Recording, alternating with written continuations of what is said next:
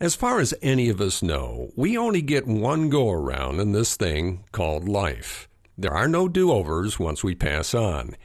Yet, even with this common knowledge, most people struggle to make the most of the time they have here on this planet.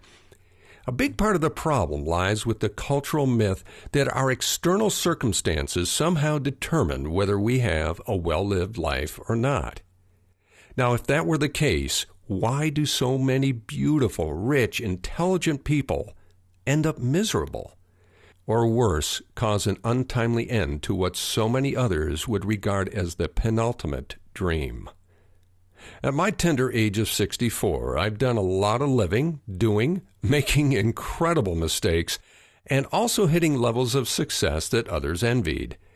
However, none of that ultimately mattered until I learned that a well-lived life is an inside job and has nothing to do with circumstances, ability, or luck. In looking back on my rather circuitous journey, I realized that there were essential skills that I was fortunate enough to stumble upon along the way, ones that allow me to enjoy my current well-lived and highly fulfilling life. I share with you what I've learned not because I know, but in the spirit that maybe you might find something useful that really resonates with you. At least, I hope that's the case. Being fully present. For me, this is the most important skill of all, without which the others are much more difficult or even impossible to achieve. Being fully present means having the discipline to ignore everything else that vies for our attention to focus fully on the here and now. In our culture, where distraction is the drug of choice, this can be difficult to master. And frankly, I still am and always will be working on this. The best way to start is when you are with other people, especially your significant other. When with them, just pretend to be an observer watching the entire interaction without judgment or thought. Just observe.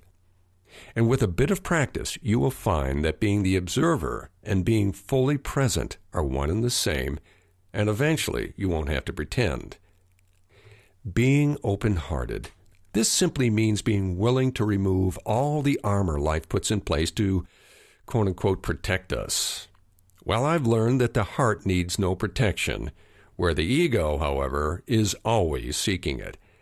And until we are willing to drop that chainmail surrounding it and be vulnerable, we will never fully feel life in all its pain and glory.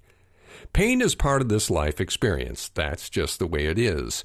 Suffering, however, is optional and happens when we fight the what is of our circumstances or put up walls around our heart.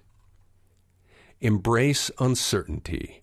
Certainty is an illusion, yet we all strive for it thanks to our ancient survival instincts developed during a time where being uncertain meant you were probably going to be part of the food chain that night.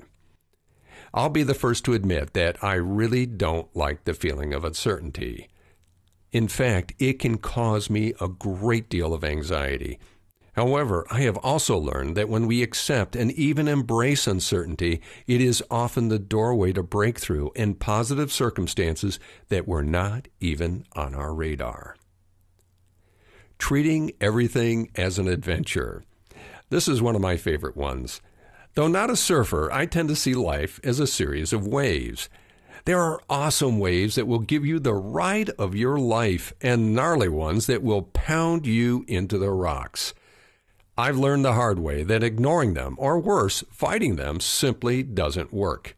Instead, I now strive to ride them as best as possible, knowing that whether they are thrilling or decimating, they will always eventually pass to allow yet another one come my way.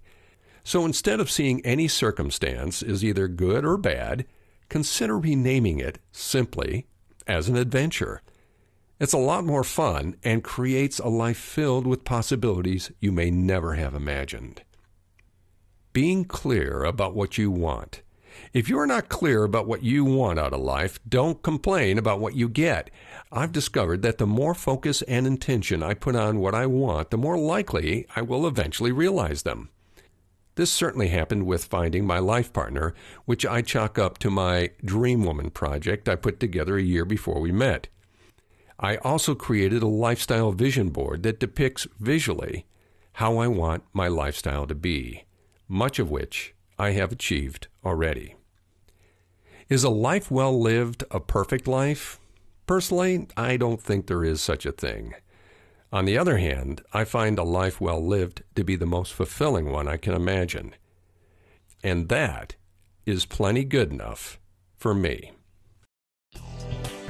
Thank you for joining us for another episode of Extraordinary Intimacy with Michael J. Russell. For all speaking, media interviews, and workshop inquiries, go to michaelrusselllive.com.